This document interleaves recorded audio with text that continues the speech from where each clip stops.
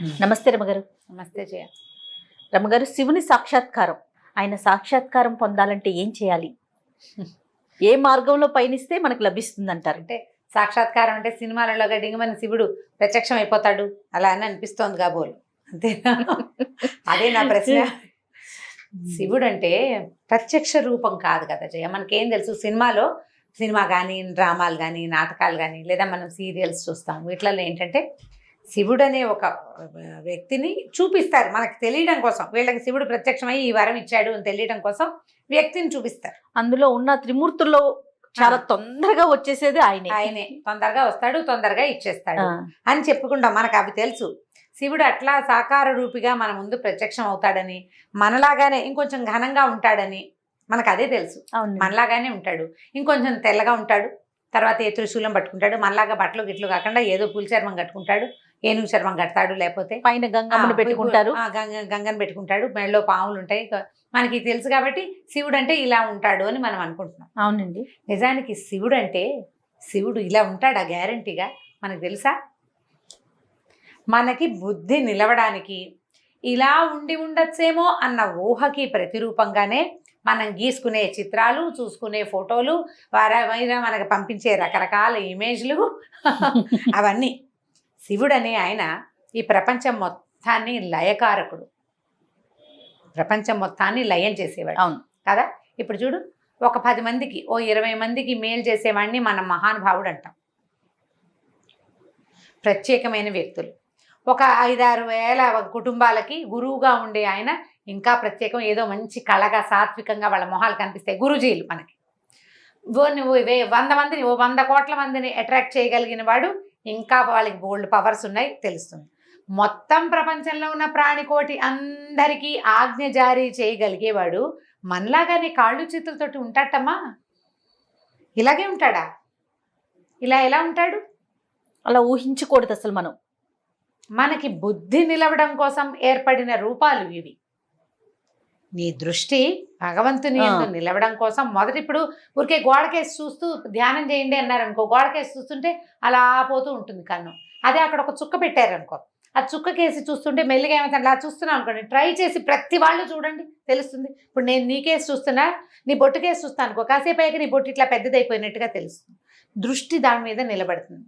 ఒక చుక్క మనని ఆకర్షించి దృష్టిని నిలబెడుతుంది. ఇది సాధారణంగా తెలిసింది. అవునండి. ఇప్పుడు ఒక చక్కటి రూపం, నీలము తెలుపు కలిసిన ఒక అందమైన స్వరూపం, చక్కటి ముఖం, సగం అరతెరిచిన కళ్ళు, పైన ఒక్క కన్ను బొమ్మ, ఆయన పెదిమలు నవ్వుతున్నాయేమో, మన కోసమే నవ్వుతున్నాయేమో అనిపించేంతటి చక్కటి నవ్వు.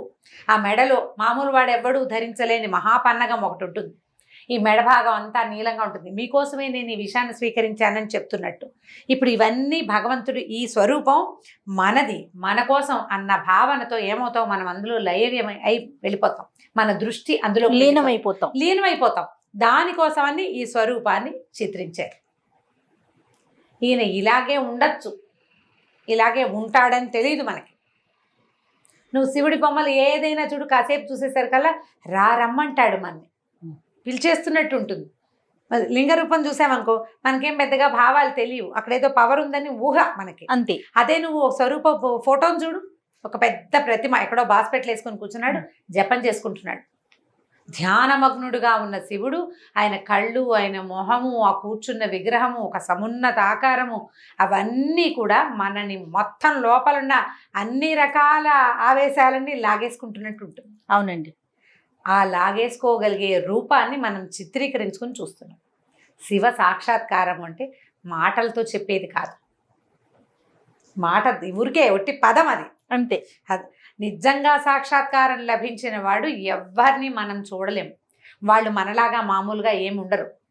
పొందిన వారు కూడా ఉండరంటారా రమ్మగారు? ఎందుకు ఉండరు? మహానుభావులు ఎవరో ఒకళ్ళు మనలాగా ఉండరంటారా? మనలాగా ఇప్పుడు ఈ సంసారంలో ఉండరు కదా. ఇంకా వాళ్ళకి ఏది అక్కర్లేదమ్మా. ఒక్కసారి భగవంతుణ్ణి కంటితో చూడడం అంటే బ్రహ్మానంద స్థితి. ఆ స్థితిని అనుభవించిన వాడికి ఇంకా ప్రపంచంతో పని ఉంది. ఎవరు కావాలి ఆయనకి? ఇంకా ఏమీ అక్కర్లేదు, ఇక ఏ ఆశ లేదు. ఒక్కసారి భగవంతుణ్ణి కంటితోటి చూడగలిగిన వాడు, పైగా ప్రధానమైనది ఏంటంటే నేకెడ్ అయి భగవంతుణ్ణి చూడలేదు. ఈ కన్ను బయట ప్రపంచాన్ని చూస్తుంది. కన్ను వెనకాలేముందో కంటికి తెలుసా? కంట్లో ఒక నలుసు పడింది, అదేమిటో నువ్వు చెప్పగలవు? నా కంట్లో పడ్డ నలుసు నల్లగా ఆకుపచ్చగా 2 గీతలు ఉన్నాయి దాంట్లో అని చెప్తావా? నువ్వు అద్దంలో చూసుకోవాలి నువ్వు. అంతే. ఏమి కన్ను ప్రపంచం అంతటినీ చూస్తుంది కదా, దాన్ని ఎందుకు చూడదు? ఉమ్. పోనీ నా రంగు ఏదో నా కంటికి తెలుసా? నేను అద్దంలో చూసుకుంటే తెలుస్తుంది. లేకపోతే పోనీ నీ కంటి వెనకాల 376 నెర్వ్స్ ఉంటాయి, ఏదో ఒక నెర్వ్ని చూడమను. ప్రపంచాన్ని మాత్రమే చూడగలదు, బయటని బాహ్యమైన దానినే చూస్తుంది. మన అవయవాలన్నీ కూడా బాహ్యంగానే ప్రవర్తిస్తాయి. ఇప్పుడు మనం చెవితో అన్ని శబ్దాలు వింటామా జయ? మన చెవి లోపల శూన్యం ఉంటుంది, ఆ శూన్యంలోకే ఈ సౌండ్ వెళ్ళి ఇది మెదడుకి తగిలి తెలియజేస్తుంది. ఆకాశం ఉంటుంది చెవి లోపల, శబ్ద గుణకం ఆకాశం అని చెప్తారు, ఎందుకంటే శబ్దాన్ని కలిగించేది ఆకాశం, అదే చెవిలో ఉంటుంది. చెవి కూడా అంతే, దాని లోపల శబ్దాలు తెలియదు. మెదడులో ఒక టప్పమని ఒక నరం పగిలింది, మన చెవి దాన్ని వినలేదు. మనకు మతిపోతే డాక్టర్ చెప్తాడు వీళ్ళకి మెదడులో నరం చిట్లిందండి అని. ఏమి బయట ప్రపంచాలు చీను చిటుక్కుమన్నా ఒక గుడ్డు సూది పడినా వినపడుతుందే నీ చెవికి. తన లోపల తన వెనకాల నరం చిట్లింది, దానికి ఎందుకు తెలీదు. ప్రశ్నే. ఇప్పుడు బాహ్యేంద్రియాలు ఏవి భగవంతుణ్ణి చూడలేవు, ఇవన్నీ బయటకి ప్రసరించేవి. అంతరింద్రియంతో భగవంతుణ్ణి తెలుసుకోవాలి. ఇప్పుడు అంతరింద్రియం ఏమిటి? మనకు లోపల ఏముంది? మనసు, బుద్ధి, అహంకారము, చిత్తము, ఈ 4 శరీరం లోపల ఉన్నాయి మనకి. నీ మనసు ఎక్కడుంది? ఫలానా చోట ఉందని చెప్పగలమా? బుద్ధి, ఇది మెదడు, దీని పేరు మెదడు, దీంట్లో బుద్ధి ఉందా? ఉంటే ఉండొచ్చు, లేకపోతే లేకపోవచ్చు. చిత్తం, చిత్తశాంతి అనే పదం వాడుతుంటాం. అవునండి. ఏమిటి ఆ పదార్థం? చిత్తం, అది కూడా లోపలే ఉంటుంది. అహంకారం లేనిదెవరు? నేను అనే భావన ఉంది చూసావా, అది ప్రతివాడికి ఉంటుంది. ఈ 4టిని మూసేస్తే అప్పుడు అంతరింద్రియం తెరుచుకుంటుంది, అంతర్నేత్రం భగవంతుణ్ణి చూడగలుగుతుంది. ఈ 4టితోటి కూడా మనం భగవంతుణ్ణి చేరలేం. ఇప్పుడు మనసు అన్ని చోట్లకి పరిగెడుతుంది. ఏది? ఆఫ్రికా వెళ్తావు నీ మనసుతోటి. ఈ ఆఫ్రికా ఎలా వెళ్తావు నువ్వు? ఆఫ్రికా ఈ మొత్తం ప్రపంచ పటంలో ఫలానా చోట ఉంది అని నువ్వు కంటితో చూసి తెలుసుకున్నావు. ఆఫ్రికాలో నల్లటి మనుషులు, ఎత్తైన వాళ్ళు, జీబు జుట్టు ఉన్న వాళ్ళు ఉన్నారని నువ్వు చదివాం, నీకు తెలుసు కదా. ఇప్పుడు ఆఫ్రికాకి ఫ్లైట్లో వెళ్ళాలి, అక్కడ కొబ్బరి చెట్లు ఉంటాయి, సముద్రాలు ఉంటాయి, అవన్నీ నీ ఊహ. నువ్వు ఏవేవి ఇక్కడ చదివేవో, ఏవి తెలుసుకున్నావో అక్కడికే నీ మనసు ప్రసరిస్తుంది. ఇక్కడి నుంచి నువ్వు ఆఫ్రికా వెళ్ళిపోతుంది నీ మనసు. నీకు ఆఫ్రికా అనే ప్లేస్ తెలిసి, పేరు తెలిసి, అక్కడ వీళ్ళంతా ఉంటారని తెలిసిన చోటకే నీ మనసు పరిగెడుతుంది. నీకు తెలియని ఒక విషయం వైపు నీ మనసు ఎలా వెళ్తుందో చెప్పు. కష్టం. వెళ్ళదు. అందుకంటే వేగమైనది ఏది అంటే మనసు కదా. నీకు తెలియని విషయానికి వెళ్తుందా మనసు? వెళ్ళదు. తెలిసిన వాటికే వెళ్తుంది. ఇవంతా తెలుసు నీకు, ప్రపంచం గురించి మొత్తం తెలుసు, కానీ కన్ను ఏం చూస్తుందో దాన్నే ఇప్పుడు మనసు తెలుసుకుంటుంది కదా. ఇప్పుడు మనసు కూడా తనకి తెలియని విషయం ఏమిటంటే భగవంతుడు అనే బ్రహ్మ పదార్థం మనసుకు తెలియదు, అది ఎప్పుడు చూడలేదు కదా. కన్ను చూస్తే మనసుకు తెలుస్తుంది, కన్ను చూడనప్పుడు మనసుకు ఎలా తెలుస్తుంది? తెలియదు. చెవన్నా వినాలి, కన్ను చూడాలి, చెవి వినాలి, ఆ 2 జరగలేదు. జరగకపోతే మనసుకు తెలిసేదే లేదు. సో ఇప్పుడు మనసుతోటి కూడా మనం భగవంతుడిని చేరలేం, లాభం లేదు. మరి దేంతో వెళ్తావు భగవంతుడి దగ్గరికి? ఈ మనసు, బుద్ధి, అహంకారము, చిత్తము, ఈ 4 కూడా ప్రస్తుతపు జీవితాన్ని ముందుకు తీసుకెళ్ళటానికే మనకు ఉపకరిస్తాయి. కొత్త విషయాన్ని, జ్ఞానాన్ని పెంపొందించుకోవటానికి ఉపకరిస్తాయి. భగవంతుని చేరాలంటే వీటిని మాన్పాలి, వీటిని తగ్గించుకోవాలి, వీటిని వదిలిపెట్టేసేయాలి, మనసుని దాటి ప్రవర్తించాలి. ఇప్పుడు ఈ 4 అనుకుందాం, మనకు మామూలుగా ఇంద్రియాలు ఉన్నాయి. ఏమేమిటి? జ్ఞానేంద్రియాలు, పంచ జ్ఞానేంద్రియాలు, పంచ కర్మేంద్రియాలు, జనరల్గా తెలిసినవే కదా. కన్ను, ముక్కు, చెవి, నాలుక, చర్మం. ఓకే. అక్కడి నుంచి కాళ్ళు, చేతులు, లోపల ఉండే రహస్యవయవాలు, ఇవి మొత్తం కలిపి 10. అంతే కదా. అవునండి. ఈ 10 తోటి మనం అన్ని రకాల ప్రవర్తనలు చేస్తాం. అవును. ఇవి 10, లోపల ఉన్నవి 4. మనసు, బుద్ధి, అహంకారము, చిత్తము 4. వీటితో పాటు ఈ 14తోటే మనిషి ఉంటాడు ఇప్పుడు ప్రస్తుతం. ఎవడైనా సరే, నువ్వు నేను కూడా సమస్తమైన వాళ్ళు. అంటే ఇప్పుడు చెయ్యి నేనేనా? మీలో భాగం. కాలు నేను కాదు, చెవి నేను కాదు, ఈ ముక్కు నాలుక ఏది నేను కాదు, ఇవన్నీ కలిపి నేను. అంతే. అవును. ఆ. ఇప్పుడు నేను మరణించాను అనుకుందాం. ఆ, ఈ నేను అనే వ్యక్తి మరణించాడు. వీడి శరీరం అంతా ఇక్కడే ఉంటుంది. వీడి పంచ జ్ఞానేంద్రియ పంచ కర్మేంద్రియాలు రోడ్డు మీద ఇక్కడే కనపడతాయి మనకి. వీడు ఇక్కడే ఉన్నాడు కాబట్టి వీడి మన చిత్తము మనసు అహంకారము బుద్ధి వాడిలోనే అక్కడే ఉండాలి కదా. కానీ వీడు ఎందుకు కదలడు? దేనివల్ల వీడు కదలటం లేదు? ఇంతకుముందు దేనివల్ల కదిలాడు, ఇప్పుడు దేనివల్ల కదలటం లేదు? ప్రాణం లేకపోవటంతో. ఇప్పుడు ప్రాణం అనే వస్తువు ఏమిటి? ఈ ప్రాణం ఎక్కడికి వెళ్ళింది? ప్రకృతిలో కలిసిపోయింది. ముందు ఎక్కడి నుంచి వచ్చింది? ప్రకృతి నుంచే వచ్చింది. ఇప్పుడు ఆన్సర్లు కరెక్ట్గా ఉన్నాయి నీ దగ్గర. ప్రకృతిలోంచి వచ్చిన ప్రాణం ఒక ఇంత చుక్కలోకి ప్రవేశించి వాడిని ఇంత ఇంత ఇంత ఇంత ఇలా చేసి కాళ్ళు చేతులు అన్నీ వచ్చేలాగా చేసి ఇంత వాడిని చేసి బయటపెట్టింది. ఇంతవాడు అంతవాడయ్యాడు. తర్వాత ఇలా వంగిపోయాడు, తర్వాత వెళ్ళిపోయాడు. ఇప్పుడు వీడికి ఇంతగా ఉన్నప్పుడు ఒకడే కదా. అవునండి, ఒకడేనా? ఇప్పుడు వీని ఇంత నుంచి ఇంత దాకా వాడితో పాటే ఉన్నది, ఇప్పుడు ఎక్కడికో వెళ్ళిపోయింది. వెళ్ళి ఏం చేస్తుంది? అది మళ్ళీ ఇంతలోకి ప్రవేశిస్తుంది. ఆ జీవం ఎక్కడో ప్రవేశిస్తుంది. ఖచ్చితంగా ప్రవేశిస్తుంది అమ్మగారు. తప్పేది లేదు. ఎప్పుడు ప్రవేశించదు అనే దాని మీద మనం మాట్లాడుకోవాలి. ఇది తప్పనిసరి. ఇందులో ఏ మార్పు లేదు. నువ్వు మనిషిగా పుడతావా, జంతువుగా పుడతావా, క్రిమికీటకాదులుగా పుడతావా, నువ్వు ఎలా పుడతావు అనేది నువ్వు ఇప్పుడు చేసిన కర్మలు, ఇంతకుముందు చేసిన కర్మల మీదే డిపెండ్ అయ్యి ఉంటుంది. మన కర్మల మీదే. ఖచ్చితంగా. ఈ కర్మ సిద్ధాంతమే భారతీయ తాలూకు అస్తిత్వ సిద్ధాంతం. ఇదే భారతీయ అస్తిత్వం. కర్మ సిద్ధాంతమే భారతీయుల ప్రధానమైన సిద్ధాంతం. ఇవాళ నువ్వు ఒప్పుకోకపో. మేము ఒప్పుకోమండి, మేము ఒప్పుకోము. ఒప్పుకోవద్దు. ఒప్పుకోకపోయినా తప్పేది లేదు. ఒప్పుకోకపోయినా ఇవాళ 6 అడుగులు ఉన్న నువ్వు ఒకప్పుడు నువ్వు ఒక్క సూది మొన మోపినంత చుక్కవి, నువ్వు ఒప్పుకు తీరాలి. ఖచ్చితంగా. సృష్టి ఇప్పుడు సూది మొన మోపినంత చిన్న డ్రాప్ నుంచి నువ్వు ఇంత వాడివి అయ్యేందుకు నువ్వేం చేసావు? నువ్వేం చేయలా. నీ లోపల కదులుతోంది ఆ ప్రాణం. అది నీతో ఉంది కాబట్టి ఉన్నావు నువ్వు. అది నీతో ఉంది. ఇప్పుడు ఆ ఉన్నదే భగవంతుడు, అదే శివుడు. అది మనతో ఉన్నంత కాలం మనం ఉంటాం. అంతా నాదే. మరి ఎందుకు గుర్తించలేకపోతాం అంటారు? దాన్ని విష్ణుమాయ అంటారు. ఇప్పుడు భగవంతుడు ఈ మాయ ఆవరణతోటే మన కథ నడిపిస్తాడు. జయ, నేనే దేవుడిని నీకు మొదటి రోజునే తెలిసిపోయింది, అందరికీ తెలిసిపోయింది. పుట్టగానే నేను దేవుడిని తెలిసిపోతే సృష్టి ఎలా ముందుకెళ్తుంది? ప్రపంచం ఎలా నడుస్తుంది? ఒక్కొక్కడు తెలుసుకుంటాడు. జనన మరణ చక్రాన్ని దాటుకుంటూ వెళ్తాం. ప్రతివాడికి తెలుస్తుంది. కొంతమందికి 1,00,000 జన్మల తర్వాత తెలిసేవాడు కూడా ఉంటాడు. కొద్ది జన్మల్లోనే తెలుసుకోగలిగిన వాడు కొంతమంది ఉంటారు. అంటే ఇప్పుడు మనిషిగా పుట్టడానికి ముందు మనం ఎవరం అంటే జంతువులుగా ఉండొచ్చు, ఇంకేదోగా ఉండొచ్చు. పరిణామ క్రమంలో వాటి నుంచి చిన్న కీటకాల నుంచి లేదా చిన్న చేప నుంచి అట్లా అట్లా అట్లా మారుతూ మనకు మానవ జన్మ లభించింది. ఈ లభించిన దుర్లభమైన మానవ జన్మని మనం ఉపయోగించుకోవాలి. ధర్మాచరణ చేయాలి. ఇప్పుడు ఈ ధర్మం అనగానే ఒక్కొక్కళ్ళది ఒక్కొక్క ధర్మం కదా. మళ్ళీ ఇందులో బోల్డని జాతులు, మనం ఇప్పుడు చెప్పుకుంటున్న కులాలు, బోల్డని సిద్ధాంతాలు, ద్వైతము అద్వైతము, ఇంకొకటి బుద్ధిజము, జైనిజము, ఎన్నో ఇప్పుడు ఇంకా చాలా ఉన్నాయి. వాటితో పాటు మధ్యలో కొంతమంది గురుగారులు వాళ్ళ సొంత సిద్ధాంతం ఒకటి ప్రవేశపెడుతుంటారు. వాళ్ళు ఉన్నారు సిద్ధాంతకర్తలు.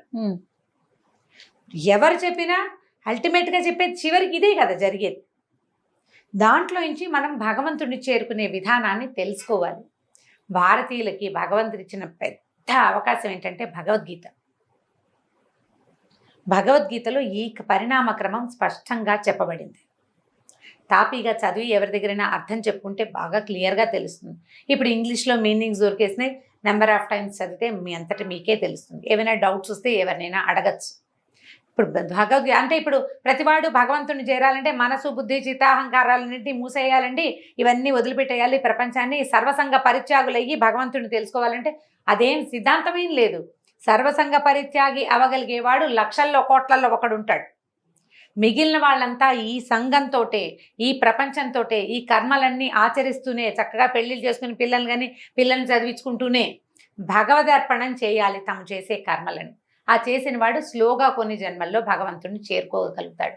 ప్రతి నీటి బొట్టు, ఆకాశం నుంచి పడిన ప్రతి నీటి బొట్టు సముద్రాన్ని చేరాల్సిందే. అట్లాగే మనం ప్రతి జీవి కొంతకాలానికి కొన్ని లక్షల ఏళ్ళకైనా సరే భగవంతుడిని చేరి తీరుతాడు. దానికి మన ప్రయత్నంగా ఇప్పుడు మానవ జన్మలో ఉన్న వారమంతా కూడా మన ప్రయత్నంగా ఏం చేయాలంట? ధర్మాచరణ. ఇప్పుడు నీకేం చెప్పబడిందో నువ్వు అది చెయ్యి. ఇప్పుడు ఎలా ఎవరి పాత్రని వాళ్ళు పోషించటము, ఎవరి పాత్రని వాళ్ళు పోషించడం. మనం ఒక కుటుంబంలో ఉన్నాం. మన కుటుంబానికి ఒక పద్ధతి, ఓ పంధా ఉన్నాయి.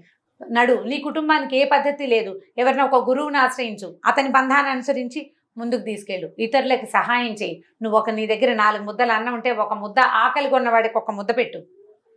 4 పక్షులు మీ వాకిట్లో తిరుగుతుంటే 2 గింజలు ఆ పక్షులకు వెయ్యి. ఓ దేవాలయానికి వెళ్ళు, భగవంతుని ప్రార్థించు. ఈ ప్రపంచంలో ఉన్న శక్తి అంతటిని వాడుకోమని నాకు ఇచ్చావు ప్రత్యక్ష నారాయణమూర్తి అని సూర్యుడికి దండం పెట్టు. కార్తీక మాసం, మాఘమాసం స్నానం చేస్తావు, చెయ్యవు, ఎలాగోలాగా ఉండు. కనీసం నువ్వు ఇతరులకి సహాయం చెయ్యి. దానివల్ల నువ్వు చేసే చాలా చెడు పనుల నుంచి నీకు కర్మక్షయం కలుగుతుంది. ఆ కర్మలన్నీ తగ్గిపోతాయి. నీకు మంచి సుకర్మలు పెరుగుతాయి, కుకర్మలు తగ్గిపోతాయి. ఇతరులను మోసం చేయకు, పరుల ధనాన్ని అపహరించకు, పరోపకారం చేయడానికి ప్రయత్నం చేయి. పెద్ద ధర్మాచరణ అందరికీ కుదరదు జయ. మేము చేస్తున్నామని నిన్ను చేయమని ఎవరైనా ఎలా అంటారు? నీకు కుదిరింది, నీకు అవకాశం ఉంది, నీ బుద్ధి దాని యందు నిలిచింది. కొంతమందికి నిలుస్తుంది బుద్ధి, రోజు గుళ్ళోకి వెళ్ళాలి, కుదుర్చుకుంటారు. వాళ్ళకి ఇంట్లో కుదురుతుంది, వాళ్ళకి అవకాశం వస్తుంది, వాళ్ళ బుద్ధి కుదురుతుంది. కొంతమందికి అవకాశం ఉండదు, బుద్ధి కుదురుతుంది. కొంతమందికి బుద్ధి కుదిరిన ఏ అవకాశము ఇవ్వరు భగవంతుడు. గుళ్ళోకి వెళ్ళడానికి ఏ అవకాశము ఉండదు. ఏదైనా ధర్మం చేద్దాం, పూజ చేసుకుందాం, పునస్కారం చేసుకుందాం అంటే ఒప్పుకోరు ఎవరు, చుట్టుపక్కల వాళ్ళు. వాళ్ళకి వేరే ధర్మాలు ఉంటాయి. వీడి బుద్ధి ఇట్లా ఆగుతుంది. ఈ పెనుగులాటతోటే సరిపోతుంది. పెనుగులాడద్దు. అవకాశం ఉన్న చిన్న మంచి పనినైనా చేయండి. దేవాలయానికి వెళ్తాం, ఒక దీపం పెట్టుకోండి. దేవాలయాల్లో ఇతరులను నిందించకండి. తప్పండి, ఏంటి మీరు అలా మాట్లాడకండి, దుర్భాషలు ఆడకండి, ఇతరులను నిందించకండి. ఇవన్నీ ధర్మాలే. ఇది చేస్తూ క్రమంగా ఇప్పుడు ఈ జన్మలో ఇప్పుడు మనం ఉన్నావా, ఇప్పుడు గనక నువ్వు ఇతరులకు సహాయపడు, ఇబ్బంది పెట్టకుండా ఉండు. కనీసం ఎవరికైనా అవసరమైనప్పుడు ఒక 10 రూపాయలు ఇవ్వు, ఒక మంచి మాట చెప్పు. నీ మాట సాయంతో వాళ్ళకి పని అవుతుందంటే మాట సాయం చేసేసేయి. ధనమే జీవితంగా భావించకు. ఎందుకంటే నువ్వు ధనమే జీవితంగా భావిస్తావు. ధనం చాలా అవసరం, అసలు నిర్వివాద అంశం అది. డబ్బులు లేకపోతే ఎలాగా? కానీ డబ్బులే ఉన్నా కుదరదు కదా. అది డబ్బుల కోసమే ప్రయత్నం చేయొద్దు. అప్పుడప్పుడు కొంత ధర్మాచరణ కూడా చేస్తూ ఉండండి. అవకాశం ఉంది, కాలు చెయ్యి ఉన్నాయి, రోడ్డు దాటుతున్నారు, ఎవరికైనా చేయించుకుని రోడ్డు దాటించు. ఎవరో బ్యాగ్ మైలపోతున్నారు, ఆ బ్యాగ్ తీసుకో. చిన్నవే కదా మనం చేయగలిగిన. ఇలాంటి ఆచరణ చేస్తుంటే తరువాత జన్మలో ఈ ఆచరణ ఉంది చూసావా, అది వీడిని కొంచెం ముందుకు తీసుకెళ్తుంది. లేదా జపం చేసుకుంటావు, నువ్వేదో పూజ చేసుకుంటావు, బాగా వెళ్తావు గుళ్ళకి, నువ్వు చేసినటువంటి ఇది ఉంది చూసావా, ఈ గుడికి వెళ్ళటం, లేదా ఏదైనా చక్కటి సంగీతం వింటాం, దేవుడు ఎదురుకుండా ఒక చక్కగా కూర్చొని పాటలు పాడడం, ఇలాంటివన్నీ తర్వాత జన్మకి క్యారీ అవుతాయి. మనిషి చనిపోతే ప్రాణాలు పోతాయి కదా, మామూలుగా మనం చెప్పుకుంటాం. అయితే ఏంటంటే లోపల పంచకోశాలు ఉంటాయి మనకి. అన్నమయ, మనోమయ, విజ్ఞానమయ, ఆనందమయ, 5 కోశాలు. లైన్ మర్చిపోయాను. 5 కోశాలు ఉంటాయి. వీటిలలో ఒక కోశం వ్యక్తులతోటి వస్తుందట, జీవుడితో పాటు. దానివల్ల ఏమిటంటే పూర్వజన్మ సంస్కారం అనేది వింటుంటాను చూసాము. అవునండి. ఆ సంస్కారము ఇలా వస్తుంది. జీవుడితో పాటు వచ్చిన ఆ ప్రత్యేక కోశంలో వాడు ఈ జన్మలో ప్రగాఢంగా విశ్వసించిన ఒక ధర్మం, చాలా ఆసక్తిగా విన్నటువంటి సంగీతం కానీ, చాలా ఆసక్తిగా చేసిన ఒక క్రియ కానీ, ఇంట్లో ఎవ్వరికీ రాదండి, ఈ పిల్లాడికి సంగీతం వచ్చు అంటారు. వాడిది పూర్వజన్మ సంస్కారం వల్ల వచ్చిందంట. అది వాడితోటి వెళ్తుంది. నువ్వు ఇప్పుడు దుర్మార్గమైన పనులు చేసావనుకో, కొంత వస్తుంది నీతోటి. ఇంట్లో అందరు వెజిటేరియన్స్ అయితే నీకు ఒక్కడికి చేపలు చూస్తే తినబుద్ధి అవుతుంది. వదిలిపెట్టలేవు. ఆ మరణ సమయంలో కూడా నీకు చేపలే గుర్తొస్తాయి, అవే తినాలనిపిస్తూ పోయేవనుకో, అది గుర్తు చేసుకుంటాం అనమాట మనం. కాబట్టి ప్లాన్డ్గా చేసుకోవాలి. ఇప్పుడు మనకు అవకాశం ఉంది, భగవంతుడు మనకి మనిషిగా పుట్టేందుకు అవకాశం ఇచ్చాడు. సాధ్యమైనంత దుష్ప్రవర్తన చేయకుండా సత్ప్రవర్తన చేయటానికి అవకాశాలు తీసుకోవాలి. శివ సాక్షాత్కారం ఎప్పటికో జరుగుతుంది. భగవంతుణ్ణి మనం తెలుసుకున్నాక ఇక మళ్ళీ పుట్టము మనం. మళ్ళా మనకి పుట్టుక లేదు, పునరావృత్తి రహితమైన ముక్తి, దాన్నే ముక్తి లేదా మోక్షం అంటారు. అదే భగవంతుడిని చేరటం. ఇంకా అక్కడ చేరాక ఇక నువ్వు పుట్టేదేం లేదు. మళ్ళీ ఇంకోసారి యుగం మళ్ళీ మొదలవుతుంది కదా, ప్రపంచం అంతా మొదలయ్యేది ఇంక ఎన్ని తరాల తర్వాత, ఎన్ని యుగాల తర్వాత. అప్పుడు అందరితో పాటు నువ్వు వస్తావు. నువ్వు ప్రత్యేకమైన వాడివి కాదు, నువ్వు ప్రత్యేకమైన వాడు కాదు. వీళ్ళందరూ సముద్రంలో నీటి చుక్కల్లాగా భగవంతుడిలోని భాగాలం మనం. భగవంతుడు అనే ఒక పెద్ద వస్త్రంలోని ఒక్కొక్క నూలు పోగు ఒక్కొక్క ప్రాణి. ఈ నూలు పోగులన్నీ అక్కడ చేరితే మళ్ళీ అక్కడ వస్త్రం తయారవుతుంది. మళ్ళా సృష్టి మొదలైనప్పుడు వస్త్రంలో ఉన్న పోగులన్నీ బయటకు వస్తాయి. చెట్లు గాను, చేమలు గాను, పురుగు గాను, పిల్లి గాను, ఎలగ్గాను, మనిషి గాను అవే పుడతాయి. నేను ఆ వస్త్రంలోని దాన్నే వాణ్ణే అని మనం తెలుసుకోగలగాలి. ఆ సముద్రపు నీటి చుక్కనే అని గనక మనకి తెలిసిందా, నాలాంటి వాడే నువ్వు కూడా, నా ఎదురుగుండా ఉన్నవాడు కూడా నాలాగానే ఒక భగవంతుని స్వరూపం. వాడి రూపం అలా ఉందంతే. నువ్వు మంచినీళ్ళు తెచ్చావు జయ, ఒక పెద్ద బిందె నిండా నీళ్లు ఎన్నుంటాయి? బిందెడు నీళ్లు. దాన్ని గ్లాసులో పోసావు, గ్లాసుడు నీళ్ళు. పోనీ చెంబులో పోసావు, చెంబుడు నీళ్లు. ఇప్పుడు అన్నిట్లలో ఉన్నది ఏమిటి? నీళ్ళే. రూపమేగా మారింది. అంతే. ఆఫ్రికాలో నల్లగా ఎత్తుగా జీబు చుట్టుతోటి ఉన్నా వాడు దేవుడే. పోనీ ఇక్కడ యూరోప్లో చూస్తే ఎర్రగా పొడుగ్గా భలే అందంగా ఉన్నారు, బాగున్నారు అనిపిస్తారు, వాళ్ళు భగవంతుడే. నువ్వు నేను కూడా, మనతో పాటు పిల్లి ఎలక అన్నీ కూడా మన కర్మానుభవాలను బట్టి మనం ఎలా పుడతాము, ఎక్కడ పుడతాము అవన్నీ నిర్దేశించబడతాయి. ఇప్పుడు మనం చేసేదే మన తర్వాత జన్మకి కారణం అవుతుంది. నువ్వు మంచివి చేస్తే నీకు మంచి జన్మ, లేదా నువ్వు చాలా అద్భుతమైన కార్యక్రమాలు చేసేస్తే నీకు పునరావృత్తి లేకుండా చక్కగా నువ్వు భగవంతుని చేరిపోతావు. మనకు భగవద్గీతలో చెప్తారు, అంత్యకాలంలో మరణించే సమయంలో నన్ను తలచిన వాడు నా వంటి వాడే అవుతాడని చెప్పాడట కృష్ణుడు. ఎప్పుడు అంత్యకాలంలో ఎలా తలుస్తారు జయ? అంత్యకాలంలో అమ్మో అయ్యో కుయ్యో ముర్రో అంటారు ఎవరైనా. ఎప్పుడు తలుచుకుంటాం మనం? నీకు నిత్యం రామకృష్ణ అనే అలవాటు ఉంటే, చచ్చిపోయి ప్రాణం పోతుంటే రామా ప్రాణం పోతోందిరా అనొచ్చు. సడన్ గా రామ ఎలా గుర్తొస్తాడు నీకు? రాడు. ఆ రామని, ఆ కృష్ణని, ఆ నారాయణుడు, ఆ గోవిందుడిని మనతోటి ఉంచుకోవాలి. అంటే నిత్యము నామపారాయణ చేయాలి, స్మరణ చేయాలి. లేదా మంచి మెథడ్ చెప్తాను జయ, ఇప్పటిదాకా ఎప్పుడూ చెప్పలేదు. పిల్లలకి చక్కగా దేవుడి పేర్లు పెట్టుకోండి. గోవింద, రామ, నారాయణ, కృష్ణ అని చక్కగా పిల్లవాడిని పిలుచుకుంటే ఆ పిలుపుతోటి ఉంటుంది. చచ్చిపోయేటప్పుడు పిల్లల్ని ఎలాగో తలుచుకుంటాం. ఆ పిలిచి పిలిచి పిలిచి కృష్ణుడు మనతోటి ఉంటాడు. మనం ఏం చేస్తాం ఇప్పుడు? యష్ మష్ కష్ అని ఇలాగా చివరక్షరాలు 2 అక్షరాలు ఉండాలి, 2వ అక్షరం హలంతం ఉండాలి. ఎలాగో అలాగా కొత్తగా పెట్టాలనుకుంటాం. అందులో మళ్ళీ ఒక అక్షరంతోనే పిలుస్తాం. కొత్త అక్షరంలోనే ఒకే అక్షరంలో పిలుస్తున్నాం. అదేదో సినిమాలో లీ అని పిలుస్తుంటారు వాడిని. లీ అనేది పిలిపేయటం విచిత్రంగా ఉంటుంది. లీ అని పే అని పిలుచుకోకుండా చక్కగా దేవుడి పేర్లు కనుక పెట్టుకున్నామంటే చక్కగా దేవుడి పేరుని పిలుచుకుంటూ ఉండొచ్చు రోజంతా. దీని మీద మొన్న కార్తీక పురాణంలో ఒక కథ కూడా ఉంది, అజామిళుడి కథ. అందులో నారాయణ నారాయణ అని పిలుస్తాడు. చచ్చిపోయేటప్పుడు కొడుకుని పిలుస్తాడు ఆయన. నారాయణ దూతలు వచ్చేస్తారు, విష్ణు పార్షదులు వచ్చి తీసుకెళ్ళిపోతారు అతను. కాబట్టి చక్కగా పిల్లలకి ఈ పేర్లు పెట్టుకోండి. భగవత్ సాక్షాత్కారం బహుసులువుగా జరుగుతుంది. మనకి ఇచ్చిన ఈ జన్మను ఉపయోగించుకొని తోటి వారికి మనం చేయగలిగినంత ఉపకారం చేయాలి. అంతే. రైట్ రమ్మగారు, నమస్తే. నమస్తే జయ. ఈ వీడియో కనుక మీకు నచ్చినట్లయితే లైక్ చేయండి, షేర్ చేయండి. మరిన్ని వీడియోస్ కోసం మా ఛానల్ని సబ్స్క్రైబ్ చేసుకోండి.